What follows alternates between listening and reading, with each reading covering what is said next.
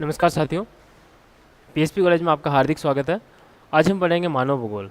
मानव भूगोल में जो अपना टॉपिक रहेगा आर्थिक क्रियाएं। आर्थिक क्रियाओं में पढ़ेंगे आज हम प्राथमिक क्रियाएं, है ना। तो शुरुआत करते हैं हम, जिसमें पहले हम आर्थिक क्रिया की परिभाषा देखेंगे और साथ ही साथ आर्थिक क्रियाओं को कितने भागों में बांटा गया है और उनके नाम कौन कौन से हैं और उनको अलग अलग किस प्रकार की या कौन कौन सी उपमा दी गई है। और साथ ही साथ उसके बाद में हम अध्ययन करेंगे आज प्राथमिक क्रियाओं के बारे में, है ना। कि सबसे पहले प्राथमिक क्रियाओं में मानव किस प्रकार की क्रियाकलाप करता था, उसके बाद वो धीरे धीरे अपने व्यवसाय में किस प्रकार से बदलाव लाता है। पहले वो जैसे जंगलों में रहता था, उसमें सोचने समझने की बुद्धि नहीं होती है, उनका एक ही उद्देश्य होता है कि जो भी मिले उनको इकट्ठा करो और अपना जीवन व्यतीत करो, या अपनी जीवन व्यतीत करने के लिए, अपनी पेट पूर्ति करने के लिए कंदमूल वगैरह और आखेट वगैरह शिकार करके अपना जीवन व्यतीत करता था। उसके बाद में जैसे जैसे उसमें सोचने समझने की बुद्धि आती है और वो सोचता है क्यों ना मैं पशुओं को पालना शुरू करूं, जिससे मुझे दूध दही खाने के लिए या फिर परिवहन के लिए पशुओं को काम में ले सकूँ, और उनके मरने के बाद में उनकी जो हड्डियाँ होती है उनको मैं शिकार के रूप में काम ले सकूँ, हथियार के रूप में, और उनकी चमड़ी को मैं अपने कपड़ों के रूप में कपड़े बना सकूँ उससे। तो इस प्रकार से उन्होंने अपने अपने विचार, जैसे जैसे उनके नए नए विचार आते गए, बुद्धि का विकास होता गया, वैसे वैसे उन्होंने अपने आर्थिक क्रिया में और बदलाव शुरू कर दिया। और फिर वो धीरे धीरे क्या करता है, पहले चलवासी पशुपालन, पालतू पशु पालता है, उसके बाद में उनका व्यापार के तौर पर उनका पशुपालन करता है, उसके बाद में वो कृषि कार्यों को शुरू कर देता है। इस प्रकार की प्रक्रिया आगे से आगे चलती जाती है। तो आइए हम शुरुआत करते हैं उसके बारे में।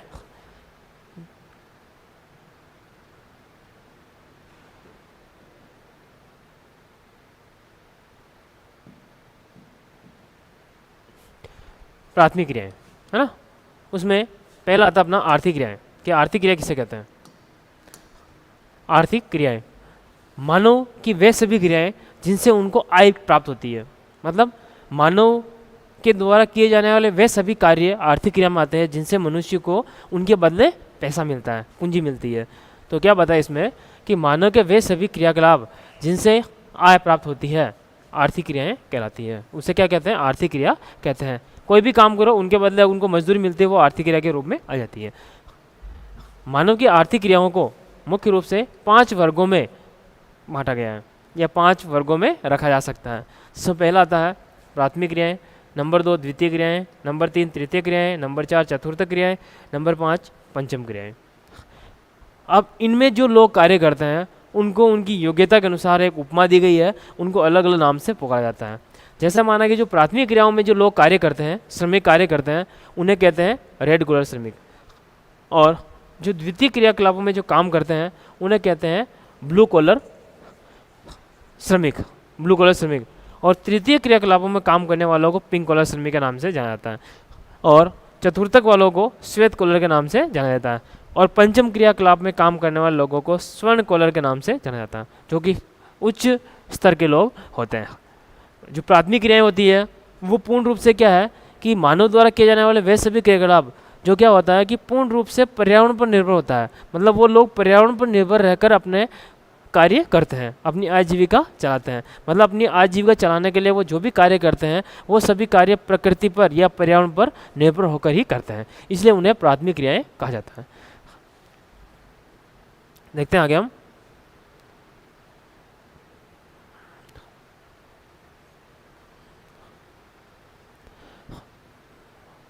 प्राथमिक क्रियाएं कि प्राथमिक क्रियाएं ये वे क्रियाएं हैं जिनके लिए मनुष्य प्रत्यक्ष रूप से पर्यावरण पर निर्भर रहता है। प्रत्यक्ष मतलब सीधा सीधा पर्यावरण पर निर्भर रहता है। अगर पर्यावरण में किसी प्रकार की हलचल होती है, किसी प्रकार की घटना घटित होती है, तो उनका सीधा प्रभाव किसके ऊपर पड़ता है? उनकी फसलों पर या उनके कार्यों पर पड़ता है। इसीलिए प्राथमिक क्रियाओं में जो लोग कार्यरत हैं वो सभी लोग जो भी आर्थिक क्रियाएं करते हैं वो किसके ऊपर निर्भर रहकर करते हैं?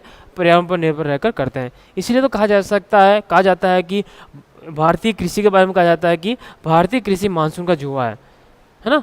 कि जब वर्षा अच्छी होती है तो किसानों को फसल प्राप्त हो जाती है, वर्षा नहीं होती है तो अकाल या उनको फसल प्राप्त नहीं होती, तो एक जुआ की तरह हो गया। उसके बाद कि इसके अंतर्गत कौन कौन से व्यवसाय आते हैं कि प्राथमिक क्रियाओं में जो संलग्न लोग हैं, श्रमिक है, वो कौन कौन से कार्य करते हैं अपनी आजीविका चलाने के लिए। पहला आता है संग्रहण, संग्रहण मतलब एकत्रित करना, आखेट शिकार करना, लकड़ी काटना, पशुपालन करना, कृषि कार्य करना और मत्स्य पालन करना और खनन कार्य करना। ये इस प्रकार के जो उदाहरण बता रखे हैं, इन सभी का मानव के विकास के साथ साथ इस प्रकार की क्रियाओं में बदलाव होता गया। सबसे पहले मानव जब आदि मानव के समान था, जंगलों में रहता था, उसमें सोचने समझने की बुद्धि नहीं थी, उस समय उन्होंने सबसे पहले इस प्रक्रिया को अपनाया। किसको? आखेट एवं भोजन संग्रह या फिर भोजन संग्रह को इन्होंने अपनाया। क्या किया? जंगलों में रहते थे और वो क्या करते हैं, अपनी आजीविका चलाने के लिए जो भी पेड़ पौधे मिलते हैं उनके कंदमूल एकत्रित करते थे, फल को एकत्रित करते थे और उनको अपना जीवन व्यतीत करने के लिए उनका सेवन करते थे, अपना जीवन चलाने के लिए या जीवित रहने के लिए। और जो भी जीव जंतु जानवर वगैरह मिलते हैं उनका शिकार करते हैं और शिकार करके उनका सेवन करते हैं भोजन के रूप में। उसके बाद में वो लकड़ी काटने लगे।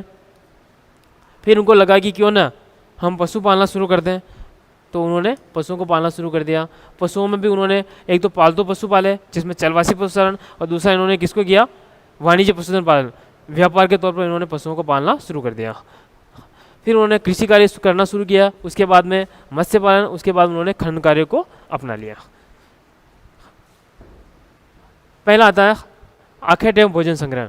आखेट एवं भोजन संग्रहण किस प्रकार से होता है, क्या है इसके अंदर, वो सारी जानकारी अपन देखते हैं।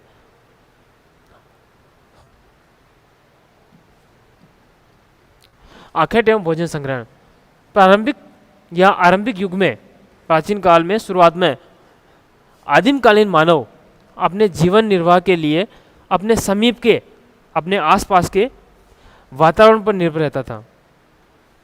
जिस वातावरण में रहता था, जिस जगह में रहता था, उसके आसपास के वातावरण पर वो निर्भर रहता था।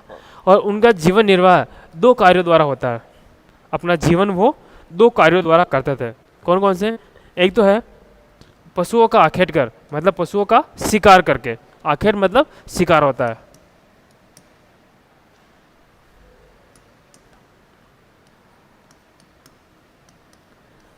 शिकार करके। और दूसरा अपने समीप के जंगलों से खाने योग्य जंगली पौधे, कंदमूल आदि को एकत्रित करके वो अपना जीवन व्यतीत करते थे।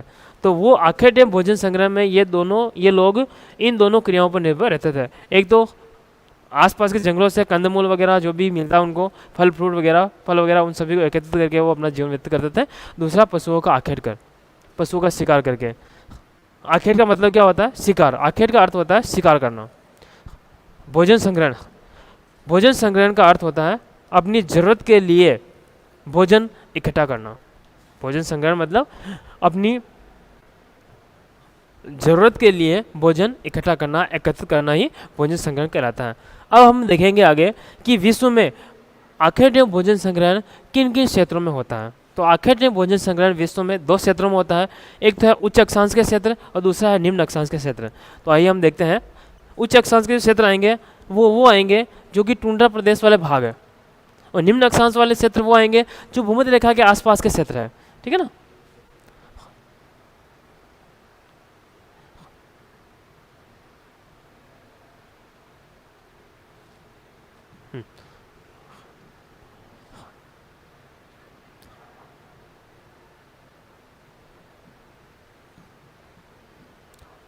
पहला क्षेत्र कौन सा है? उच्च अक्षांश के क्षेत्र। उच्च अक्षांश के क्षेत्र जो कि बर्फीले क्षेत्र हैं, उसमें उत्तरी कनाडा, उत्तरी अमेरिका में है, उत्तरी यूरेशिया और दक्षिणी चिली, ये भाग किसमें आते हैं? उच्च अक्षांश के क्षेत्र में आते हैं। और निम्न अक्षांश के क्षेत्र में अमेजन बेसिन, उष्णकटिबंधीय अफ्रीका, ऑस्ट्रेलिया एवं दक्षिण पूर्वी एशिया का आंतरिक भाग, ये सारे क्षेत्र निम्न अक्षांश के क्षेत्र में आते हैं। तो उनकी जानकारी इसमें देख रखी है। ये वाला भाग है, ये सारा जो भाग जहाँ पर भी इसको डार्क कर रखा है, ये किस में आता है? उच्च अक्षांश के क्षेत्र में आता है। उसके बाद में ये जिस जगह पर बता रखा है, ये वाले भाग, ये सारे भाग अफ्रीका वाला और दक्षिणी अमेरिका, ये भाग दक्षिणी अमेरिका, अफ्रीका, दक्षिण पूर्वी एशिया का आंतरिक भाग, और इधर ऑस्ट्रेलिया के जो द्वीप है ऊपर ओशिनिया वाले क्षेत्र में, वो वाले क्षेत्र इसमें आ जाते हैं, है ना?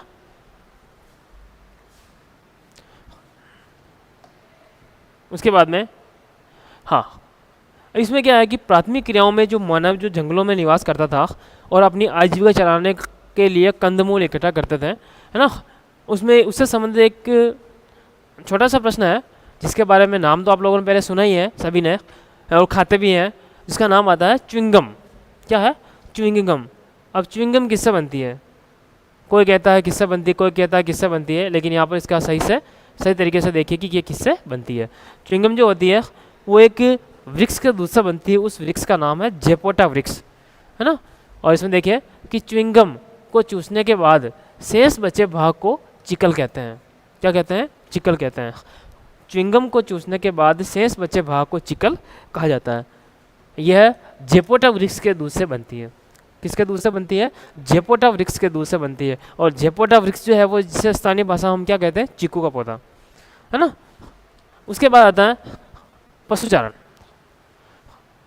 जैसे मानव ने या सोचना या विचार करना शुरू किया, या उसका बौद्धिक विकास होता गया, बौद्धिक विकास हुआ, उसके बाद में उन्होंने कुछ अलग क्रियाओं को करना शुरू किया। तो उसमें आता है पशुचारण। आखेट पर निर्भर रहने वाले समूह ने, जो लोग आखेट पर शिकार करने पर निर्भर थे, तो आखेट पर निर्भर रहने वाले समूह ने जब ये महसूस किया कि जब उनको लगा था कि केवल आखेट से ही जीवन का भरण पोषण नहीं हो सकता, केवल शिकार करने से ही अपना जीवन नहीं चल सकता है, तब मानव ने पशुपालन व्यवसाय के बारे में सोचा कि उन्होंने सोचा कि क्यों ना हम पशुओं को पालना शुरू कर दें। और विभिन्न जलवायु दशाओं, जिस जगह पर जिस प्रकार की जलवायु है उस जगह पर जिस प्रकार के पशु पाले जा सकते हैं उनके आधार पर, तो विभिन्न जलवायु दशाओं में रहने वाले लोगों ने उन क्षेत्रों में पाए जाने वाले, मतलब उन क्षेत्रों में कौन कौन से पशु पाले जा सकते हैं, जीवित रह सकते हैं, तो उसके आधार पर पशुओं का चयन करके उन्हें पालतू बनाया, उनको पालना उन्होंने शुरू कर दिया। भौगोलिक कारकों और तकनीकी विकास के आधार पर वर्तमान समय में अभी पशुपालन जो है वो पशुपालन व्यवसाय निर्वहन अथवा व्यापारिक स्तर पर किया जाने लग गया है। वो लोग बड़े बड़े पैमाने पर पशुपालन करना शुरू कर दिया उन लोगों ने, और जिनका एक व्यवसाय बन गया, मतलब एक व्यापार करने के तौर पर उन्होंने अपना एक व्यवसाय बना लिया है। तो क्या है पशुपालन? क्या है कि आखेट पर निर्भर रहने वाले लोगों ने या आखेट पर रहने वाले समूह ने जब ये महसूस किया कि अपना जो जीवन है वो इन पर निर्भर रहकर ही नहीं चलने वाला, इससे अपना जीवन आसानी से चलने वाला नहीं है, तो यहाँ तक अपने आवश्यकताएं पर्याप्त पूरी नहीं हो सकती है, तब उनको लगा कि क्यों ना हम पशुओं को पालना शुरू कर दें। तब उन्होंने पशुओं को पालने के विषय में सोचा, और फिर उन्होंने क्या किया कि जिन जिन क्षेत्रों में वो रहते हैं उन क्षेत्रों में जिस प्रकार की जलवायु पाई जाती है उस जलवायु के आधार पर उन्होंने पशुओं को पालना शुरू कर दिया। जैसे रेगिस्तान वाले क्षेत्र में उन्होंने ऊँट को पालना शुरू कर दिया, उस प्रकार से अलग अलग क्षेत्रों में, वो ध्रुवीय क्षेत्रों में रेनडियर वगैरह, पर्वतीय क्षेत्रों में रेनडियर, ऊपर वाले जो ध्रुवीय क्षेत्र है उसमें याक, लामा, इस प्रकार से पशुओं को पालना उन्होंने शुरू कर दिया, है ना। और वर्तमान वो व्यापार के आधार पर उनका व्यापार होने लग गया है, व्यापार की दृष्टि से वो पशुओं को पालना शुरू कर दिया, जैसे कि सूअर वगैरह है मांस के लिए। अब उसके बाद में आता है नंबर 1 चलवासी पशुचारण, जो कि एक महत्वपूर्ण टॉपिक है। चलवासी पशुचारण, चलवासी पशुचारण ये इसके नाम से पता चल रहा है। चलवासी मतलब चलते फिरते। ये लोग क्या करते हैं कि चलवासी जो पशुचारक होते हैं, जो पशुओं को चराते हैं, पशुचारक क्या करते हैं अपने पालतू पशुओं को पानी व चारागाह या चारे की गुणवत्ता उपलब्धता के आधार पर वो लोग क्या करते हैं एक स्थान से दूसरे स्थान पर अपने पशुओं को लाते ले जाते रहते हैं।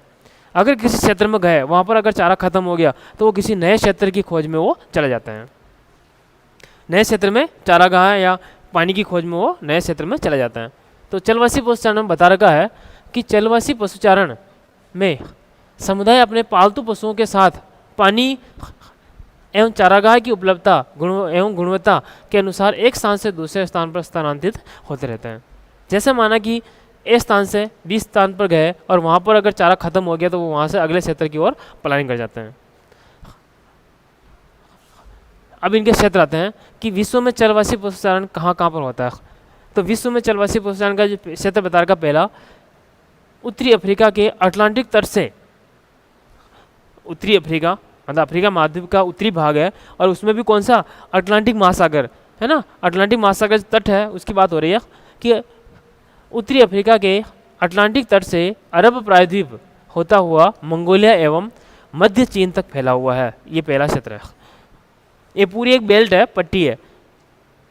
अफ्रीका के अटलांटिक तट से अरब प्रायद्वीप होता हुआ मंगोलिया तथा चीन तक इसका विस्तार है। फिर उसके बाद में दूसरा आता है यूरोप तथा एशिया के टुंड्रा प्रदेश। दूसरा क्षेत्र है यूरोप और एशिया के टुंड्रा प्रदेश, जो कि ध्रुवीय क्षेत्र है, जहाँ पर बर्फ हमेशा गिरती रहती है, जमा रहती है। नंबर 3 आता है दक्षिणी गोलार्ध में पश्चिमी अफ्रीका और मेडागास्कर के द्वीप। दक्षिणी गोलार्ध मतलब 0 डिग्री भूमध्य रेखा, उसके नीचे वाला भाग है ना। ये 3 क्षेत्र आ गए इसमें। इनको अपन एक मानचित्र में देख लेते हैं कि ये कहाँ कहाँ है। ये एक विश्व का मानचित्र है। इस विश्व के मानचित्र में चलवासी पशुचारण के क्षेत्रों को दर्शा रखा है। तो ये यहाँ से लगाकर ये वाला जो भाग है, ये वाला तो कहलाता है टुंड्रा प्रदेश। टुंड्रा प्रदेश आ जाता है ना। और ये वाला जो भाग है, जैसे पूरी बेल्ट आई थी कि अफ्रीका, उत्तरी अफ्रीका के अटलांटिक तट से होता हुआ ये पूरी एक बेल्ट है। अटलांटिक तट, ये अटलांटिक महासागर है, तो अटलांटिक महासागर का ये तट हो गया अटलांटिक तट से अरब प्रायद्वीप। पहले ये यहाँ से शुरू हुई है अफ्रीका महाद्वीप से, अरब प्रायद्वीप गए, अरब प्रायद्वीप से मंगोलिया, मंगोलिया से वो मध्य चीन तक चले गए। ठीक है, ये पहला क्षेत्र था। और दूसरा क्षेत्र ये था। और तीसरा क्षेत्र था कि भूमध्य रेखा से नीचे दक्षिणी गोलार्ध में दक्षिणी अफ्रीका और मेडागास्कर द्वीप, ये तीसरा क्षेत्र है। इन क्षेत्रों में चलवासी पशुचारण होता है। उसके बाद हाँ, ये भी एक अपने आप में महत्वपूर्ण प्रश्न है कि वर्तमान में चरवासी पशुचारकों की संख्या में कमी क्यों आ रही है। कमी होने के कारण कौन कौन से हैं। तो इनके कमी होने के कारण है कि चलवासी पशुचारकों की संख्या में कमी होने के कारण कि एक तो राजनीतिक सीमाओं का अधिरोपण, सीमाओं को हड़पना, और दूसरा कई देशों द्वारा नई बस्तियों की योजना बनाना। पहला तो है कि राजनीतिक सीमाओं का अधिरोपण, और दूसरा है कि कई देशों द्वारा नई बस्तियों की योजना बनाना। अगर नई नई बस्तियाँ बनाएंगे तो उस भूमि को वो क्या करेंगे, जो चारागाह भूमि है उसको वो हड़प लेंगे, उस जगह मकान बना लेंगे और वो चारागाह भूमि खत्म हो जाएगी। इसीलिए चलवासी पशुचारक कम होता जा रहा है। उसके बाद आता है नंबर 2, वाणिज्य पशुधन पालन। पहले तो वो पशुपालन चलवासी पशुचारण के रूप में करते थे, जिनसे अपनी आवश्यकताओं की पूर्ति हो जाए, और उसके बाद में वो शुरू करते हैं वाणिज्य पशुधन पालन।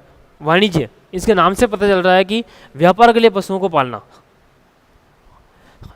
इसमें क्या होता है कि चलवासी पशुचारण की अपेक्षा वाणिज्य पशुधन पालन अधिक व्यवस्थित है और पूंजी प्रधान व्यवसाय है, कि इसमें पूंजी की आवश्यकता अधिक होती है। पूंजी प्रधान व्यवसाय है और अधिक व्यवस्थित भी है। इसको व्यवस्थित तरीके से इसका पशुपालन किया जाता है। वाणिज्य पशुधन पालन एक निश्चित स्थान पर विशाल क्षेत्र वाले फार्म पर किया जाता है।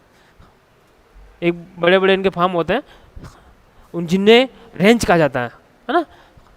और उनके चारे की व्यवस्था स्थानीय रूप से की जाती है। आसपास के क्षेत्रों में जो भी, जहाँ पर भी चारागाह उपलब्ध, चारा उपलब्ध होता है, उनको लाकर उन पशुओं के लिए उपलब्ध करवाते हैं।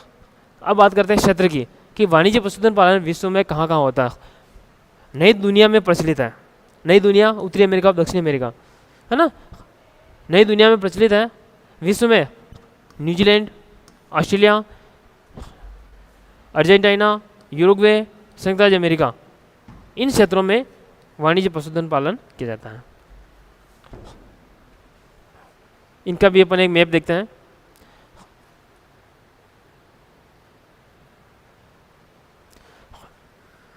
ये यूएस वाला भाग हो गया, ये दक्षिणी अमेरिका वाले क्षेत्र आ गए, अफ्रीका वाले क्षेत्र आ गए, मध्य एशिया वाले आ गए, और ये ऑस्ट्रेलिया वाला भाग आ गया।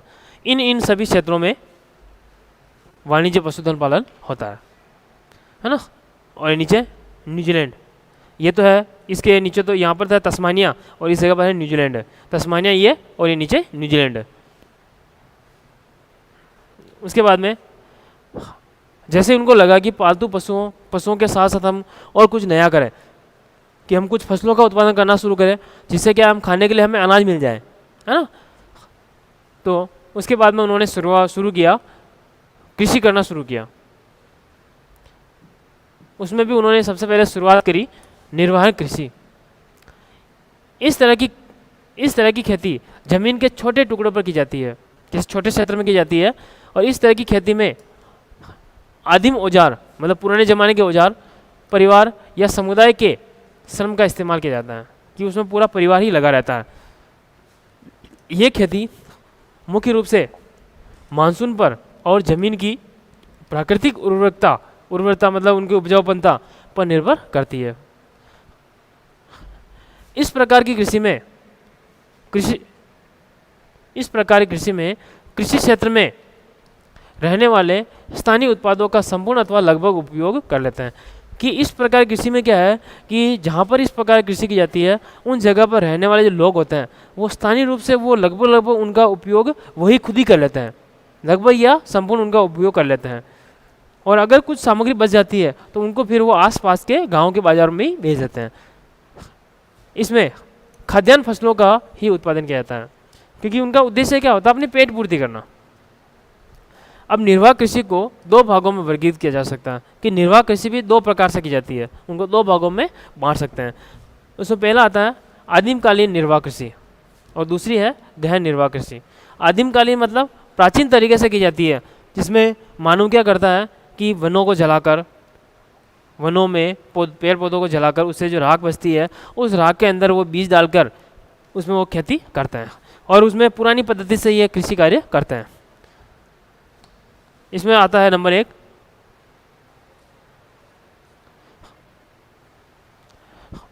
आदिमकालीन कृषि। निर्वाह कृषि कृषि का वह प्रकार है जिसमें कृषक अपने परिवार के भरण पोषण के लिए उत्पादन करता है। इसमें उत्पादन बिक्री के लिए नहीं होता है। क्या है? बिक्री के लिए नहीं होता है। आदिमकालीन निर्वाह कृषि का प्राचीनतम रूप है। क्या है? आदिमकालीन जो कृषि है, आदिमकालीन कृषि निर्वाह कृषि का, किसका? निर्वाह कृषि का प्राचीनतम रूप है, सबसे पुराना रूप है, जिसे स्थानांतरित कृषि भी कहते हैं। क्या कहते हैं? स्थानांतरित कृषि भी कहते हैं, जिसमें खेत स्थायी नहीं होते हैं। क्या होता है?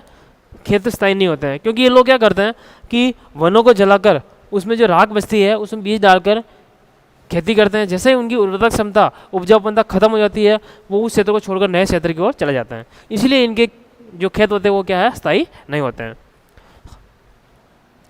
उसके बाद में आता है आदिकालीन निर्वाह कृषि की विशेषताएं। आदिकालीन निर्वाह कृषि की विशेषताएं कौन कौन सी है? क्या विशेषताएं हैं इस कृषि की? नंबर 1 खेत का आकार। पॉइंटों के आधार पर अपन बात करेंगे। खेत का आकार, तो खेत का आकार इसमें क्या होता है? छोटा होता है, तो इसमें खेत छोटे छोटे होते हैं। उसके बाद कृषि पद्धति, इसमें किसान क्या करते हैं, जिस क्षेत्र में रहते हैं वहाँ के जो जंगल होते हैं उसमें वनस्पति को काट कर क्या करते हैं? काटते हैं और जला देते हैं। जलाकर खेत का उपजाऊपन जलाकर साफ करता है, और खेत का उपजाऊपन समाप्त होने पर उस स्थान को या उस भूमि को छोड़कर वो अन्य क्षेत्र में चला जाता है। उसके बाद औजार पारंपरिक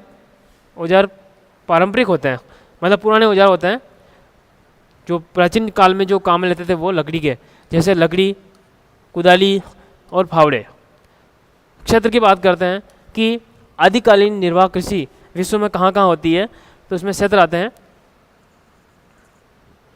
अफ्रीका, उष्णकटिबंधीय, दक्षिणी व मध्य अमेरिका और दक्षिणी पूर्वी एशिया।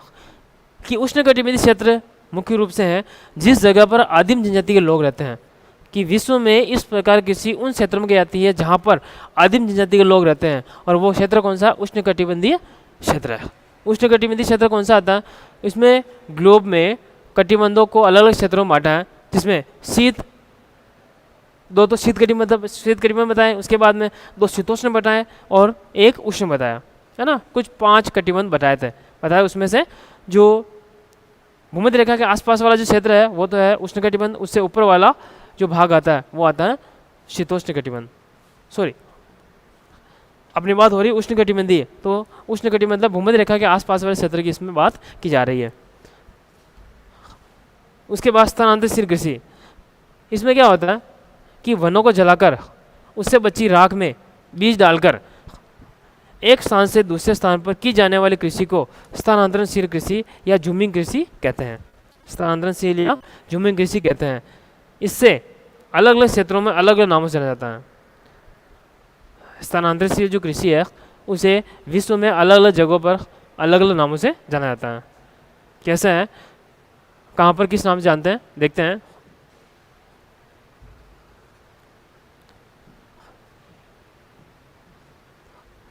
भारत में झूमिंग कृषि कहते हैं, श्रीलंका में चीना कहते हैं, म्यांमार में टोग्या कहते हैं, मलेशिया इंडोनेशिया में लादांग कहते हैं, और मेडागास्कर में टावी कहते हैं, और ब्राज़ील में रोका, मध्य अमेरिका और मेक्सिको में मिल्पा कहते हैं। ये इनके नाम अलग अलग जगहों पर अलग अलग नाम से इनको पुकारा जाता है।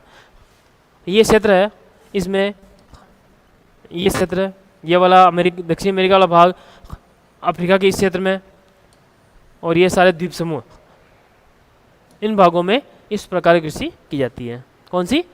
स्थानांतरणशील कृषि, आदिमकालीन निर्वाह कृषि, है ना।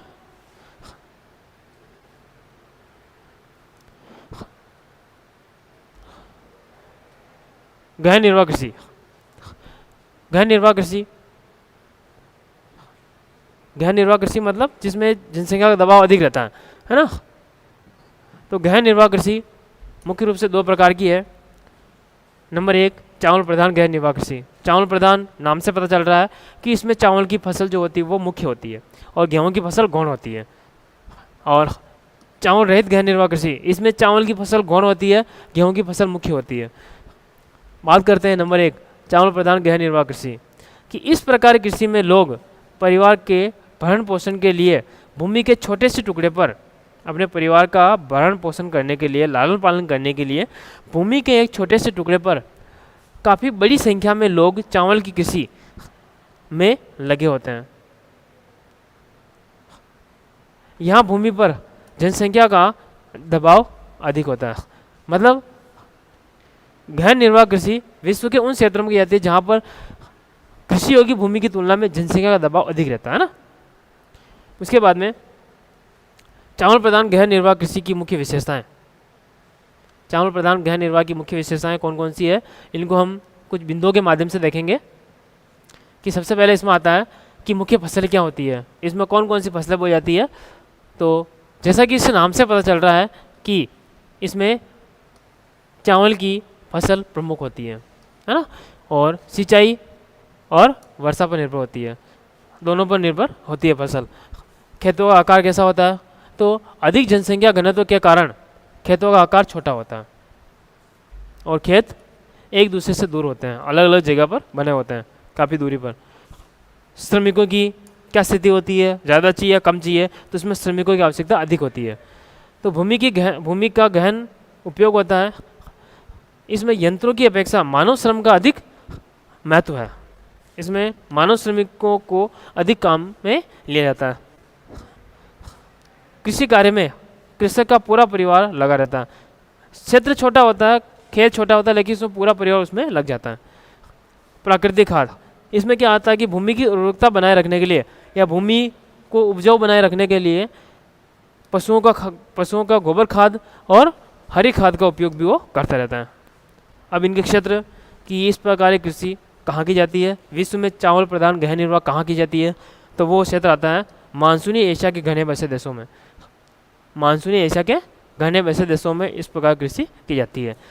और उसके बाद में दूसरी जो कृषि आती है वो आती है चावल रहित गहन निर्वाह कृषि। चावल रहित गहन निर्वाह कृषि, इस प्रकार कृषि में चावल मुख्य फसल नहीं है, इसमें चावल की फसल मुख्य नहीं होती है। इसके स्थान पर गेहूँ, सोयाबीन, जौ आदि फसलें बोई जाती हैं। उसके बाद चावल रहित गहन निर्वाह कृषि की मुख्य विशेषताएं क्या है, वो तो चावल प्रधान की थी, अब यह चावल रहित की। यह कृषि उन क्षेत्रों में की जाती है जहाँ पर चावल की फसल के लिए पर्याप्त वर्षा नहीं होती है। मतलब अगर पर्याप्त वर्षा होती तो वो लोग भी वहाँ पर चावल की खेती करते हैं, लेकिन जिस जगह पर वर्षा कम होती है, 200 सेंटीमीटर से कम वर्षा होती है, उस जगह पर इस प्रकार कृषि की जाती है। इसलिए इसमें सिंचाई की आवश्यकता की जाती है, या इसमें इसीलिए इस प्रकार कृषि में सिंचाई की आवश्यकता होती है। इस प्रकार कृषि में भूमि पर जनसंख्या का दबाव अधिक रहता है, जनसंख्या का दबाव अधिक रहता है। उसके बाद खेत बहुत ही छोटे बिखरे हुए होते हैं। मशीनों के स्थान पर खेतों में अधिकतर कार्य पशुओं द्वारा होता है, जैसे खेत की जुताई करना है ना, वो काम किससे होता है? पशुओं के माध्यम से ही होता है मशीनों की तुलना में। उसके बाद में इसके मुख्य क्षेत्र कि इस प्रकार की कृषि विश्व में कहाँ कहाँ की जाती है? चावल रहित गहन निर्वाह कृषि। वो तो थी चावल प्रधान गहन निर्वाह कृषि, और यह चावल रहित गहन निर्वाह कृषि। उत्तरी कोरिया, उत्तरी जापान, मंचूरिया, सिंधु गंगा का मैदान, ये वाला भाग है ना। इसमें चावल प्रधान गहन निर्वाह कृषि जो बता रखी है वो है ये ब्लैक में जो डार्क में जो बता रखा है वो तो है चावल प्रधान गहन निर्वाह कृषि। और ये जो बता रखे हैं जहाँ पर कम वर्षा होती है वो है चावल रहित गहन निर्वाह कृषि, जिसको थोड़ा सा कम गहरा कर रखा है। ठीक है, तो आज के लिए इतना ही काफ़ी है, आगे हम बादों बढ़ेंगे। धन्यवाद।